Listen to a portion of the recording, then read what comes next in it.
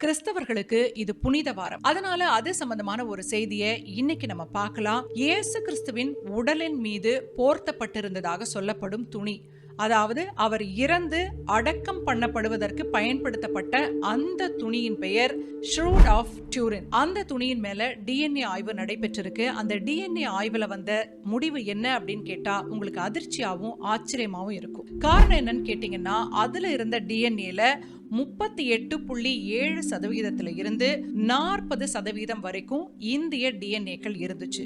எப்படி? சரி, கிறிஸ்தவர்களின் தலைமை பீடமான வேட்டிக்கன் அதை ஏத்துக்கிறாங்களா அப்படின்னு கேட்டீங்கன்னா, அவங்க இதை ஒரு மர்ம துணி, மிஸ்டீரியஸ் அப்படின்ற வார்த்தையை தான் பயன்படுத்துறாங்க.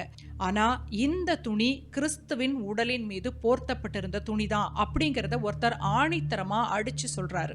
என்ன இருக்கு, என்ன உண்மை, வாங்க இந்த நிகழ்ச்சியில நம்ம பார்க்கலாம். முதல்ல இந்த துணியோட தன்மையை நம்ம பார்க்கலாம். இது 14 அடி 5 அங்குல நீளமும் 3 அடி 7 அங்குல அகலமும் கொண்ட ஒரு பழங்கால லினன் துணி.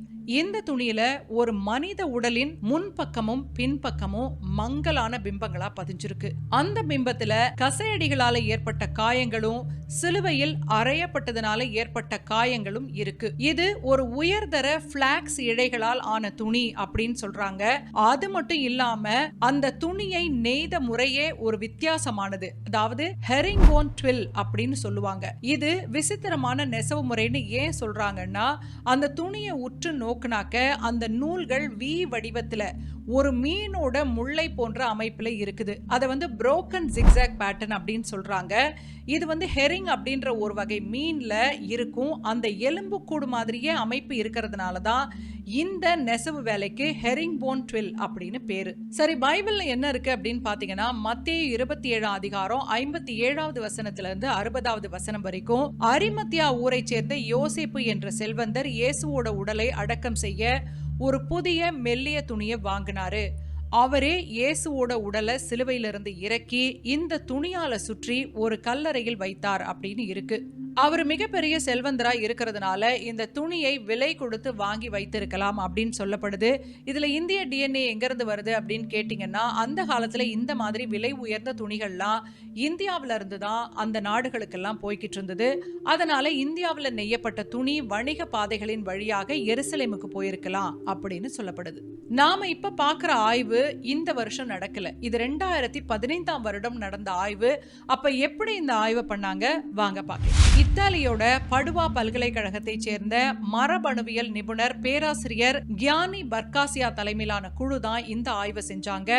அவங்க துணியோட ஓரங்கள்ல இருந்த தூசு மற்றும் துகள்களை மைக்ரோ ஆஸ்பிரேட்டர் கருவி மூலமா சேகரிச்சுதான் இந்த ஆய்வை பண்ணாங்க. இதுல இந்திய டிஎன்ஏ எப்படி வந்திருக்கும், வேறு என்னென்ன டிஎன்ஏக்கள்லாம் இருந்தது அப்படின்ற கேள்வியும் உங்களுக்கு இருக்கும். அந்த துணியில இருந்த மைட்ரோகாண்ட்ரியல் டிஎன்ஏவை சோதிச்சப்போ ரொம்பவே வியப்பா இருந்தது. H3B போன்ற ஐரோப்பிய பிரிவுகளோட R1A, R1B, R2, L0, L3 அப்படின்னு முக்கியமான எம் அப்படின்ற ஹெப்ளோ குரூப்பும் இருந்துச்சு. இந்த எம் பிரிவு பாத்தீங்கன்னா இந்திய துணை கண்டத்துல மட்டும்தான் பெருமளவுல இருக்கு. அதனாலதான் துணியில இருக்க மொத்த மனித டிஎன்ஏல கிட்டத்தட்ட 40% இந்திய வம்சாவளியை சேர்ந்தது அப்படின்னு இந்த ஆய்வு சொல்லுது. உடனடியா இன்னொரு கேள்வி எழும், அப்படின்னா யாரெல்லாம் தொடுறாங்களோ அவங்க டிஎன்ஏவெல்லாம் அந்த துணியில இருக்குமா அப்படின்னு. யாரெல்லாம் தொடுறாங்களோ அவங்க டிஎன்ஏ அந்த துணியில கண்டிப்பா இருக்கும்னு சொல்றாங்க ஆய்வாளர்கள். குறிப்பா நம்ம தொடும்போது நம்ம உமிழ்நீர், வியர்வை இல்லைன்னா தோல்ல இருக்க செல்கள் எது வேண்டுமானாலும் அந்த துணியில இருக்கலாம். அதை வைத்து அதுல இருக்கிற டிஎன்ஏக்கள் யாருடையதுன்னு சொல்லிடலாம் அப்படின்னு ஆய்வாளர்கள் சொல்றாங்க.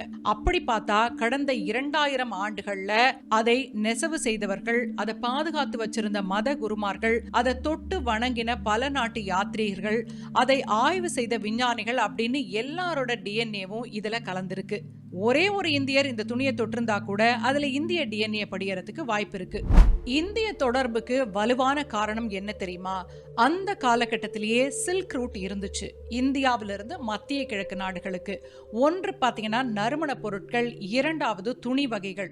இது இரண்டுமே இந்தியாவிலிருந்து மத்திய கிழக்கு நாடுகளுக்கு பெரிய அளவுல போய்கிட்டு இருந்தது. அதை தாண்டி ஒருவேளை துணியா இது எருசலேமுக்கு கொண்டு செல்லப்படாவிட்டாலும் நூல் இழைகள் இந்தியாவிலிருந்து எருசலேமுக்கு போய் அந்த பகுதியில் எங்காவது இந்த துணி நெய்யப்பட்டிருக்கலாம் அப்படின்னு சொல்றாங்க. மொத்தத்துல இதன் வேர் இந்தியால தான் இருக்கு. அதுல ஒரு முக்கியமான விஷயம் என்ன அப்படின்னு பாத்தீங்கன்னா, இதுல தாவர டிஎன்ஏக்கள் இருந்துச்சு.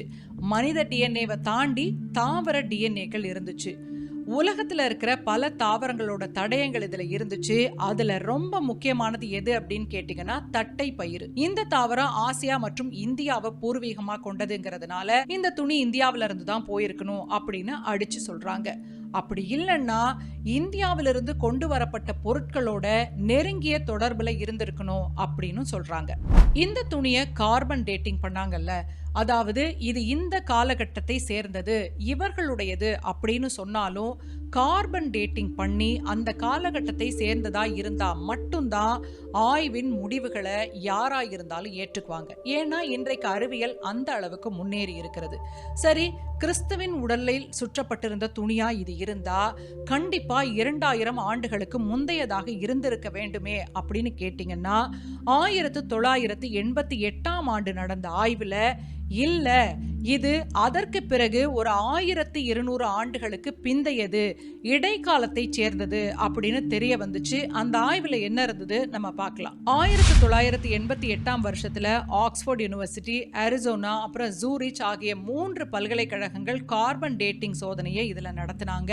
அதோட முடிவு என்னன்னு பாத்தீங்கன்னா, இந்த துணி கிபி 1260 இருந்து 1390க்குள்ள உருவானது அப்படின்னு அவங்க சொன்னாங்க. ஆனா அவங்க சோதனைக்கு எடுத்துக்கிட்ட துண்டு பாத்தீங்கன்னா, இடைக்காலத்துல துணியில ஏற்பட்ட கிழிசலை மறைக்கிறதுக்காக ஒட்டப்பட்ட ஒரு பகுதி அப்படின்னு பின்னாடி தெரிய வந்துச்சு. அதனால அந்த முடிவும் தவறானது அப்படின்னு விஞ்ஞானிகள் இன்றைக்கு வர வாதிடுறாங்க. ஆனா கத்தோலிக்கர்களின் தலைமை பிடமான வேட்டிக்கன் என்ன சொல்றாங்கன்னா, நான் ஏற்கனவே ஆரம்பத்துல குறிப்பிட்டபடி இதை ஒரு மிஸ்டீரியஸ் கிளாத் அப்படின்னு சொல்றாங்க. அவங்க இதை ஏற்கவும் இல்ல, மறுக்கவும் இல்ல. எதுவா இருந்தாலும் இதன் மூலமா மக்களுக்கு ஏற்படுற நம்பிக்கையை மட்டும் தான் அவங்க பாக்குறாங்க. நம்ம இதுவரைக்கும் நிறைய விஷயங்களை பார்த்தோம். இந்த தூரின் துணி கிறிஸ்து இறந்த பிறகு அவருடைய உடலில் சுற்றப்பட்டிருந்தது அப்படிங்கறத கிறிஸ்தவர்கள் உறுதியா நம்புறாங்க. வரலாறு, அறிவியல், கிறிஸ்தவர்களின் நம்பிக்கை, இது மூன்றும் இணையும் புள்ளியில் ஒரு தீர்க்கப்படாத மர்மமாதான் இப்போது வரை இது இருக்கு. அறிவியலை காரணம் காட்டி ஒரு தரப்பு இந்த துணி இடைக்காலத்தை சேர்ந்தது அப்படின்னு சொன்னா, இன்னொருவர் உறுதியாக இது கிறிஸ்துவின் உடலில் சுற்றப்பட்டிருந்த துணிதான் அப்படின்னு சொல்றாரு. அவர் யாருன்னு கேட்டீங்கன்னா, ஒரு அணுசக்தி விஞ்ஞானி ஆதாரத்தோட சொல்றாரு. அப்படி என்ன சொல்றாரு?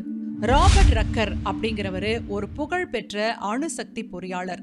மிச்சிகன் பல்கலைக்கழகத்துல முதுகலை பட்டம் வாங்கின இவரு கிட்டத்தட்ட 38 வருஷங்களுக்கு மேலா அணு உலை வடிவமைப்பு அப்புறம் கதிர்வீச்சு பாதுகாப்பு துறையில அனுபவம் உள்ளவர். 2013ஆம் வருஷத்துல இருந்து தூரின் துணி பற்றின அறிவியல் ஆராய்ச்சிகள்ல இவர் ஈடுபட்டுக்கிட்டு இருக்கிறாரு. அவர் ஒரு முக்கியமான விஷயத்தை பத்தி சொல்றாரு. நியூட்ரான் கதிர்வீச்சு. கிறிஸ்து உயிர்த்தெழுந்த போது அவருடைய உடலிலிருந்து ஒரு சக்தி வெளிப்பட்டது அப்படின்னு சொல்றாரு. அவர் எப்படி அறிவியல் பூர்வமா அதை சொல்றாரு, வாங்க பார்க்கலாம். 1988 செய்யப்பட்ட கார்பன் டேட்டிங் சோதனையில இந்த டூரின் துணி இடைக்காலத்தை சேர்ந்தது அப்படின்னு ஒரு முடிவு வந்துச்சு. ஆனா அந்த முடிவை ராபர்ட் ரக்கர் ஏத்துக்கல. அதுக்கு வேறு ஒரு அறிவியல் விளக்கத்தை அவர் கொடுக்கிறாரு. உயிர்த்தெழுதல் கணத்தில் நிகழ்ந்த கதிர்வீச்சு அப்படின்னு அவர் சொல்றாரு. இயேசு கிறிஸ்து உயிர்த்தெழுந்த அந்த நொடியில அவரோட உடல்ல இருந்து ஒரு மிகச்சிறிய கால அளவிற்கு மிக வலிமையான நியூட்ரான் கதிர்வீச்சு வெளியேறி இருக்கலாம் அப்படின்னு ரக்கர் சொல்றாரு.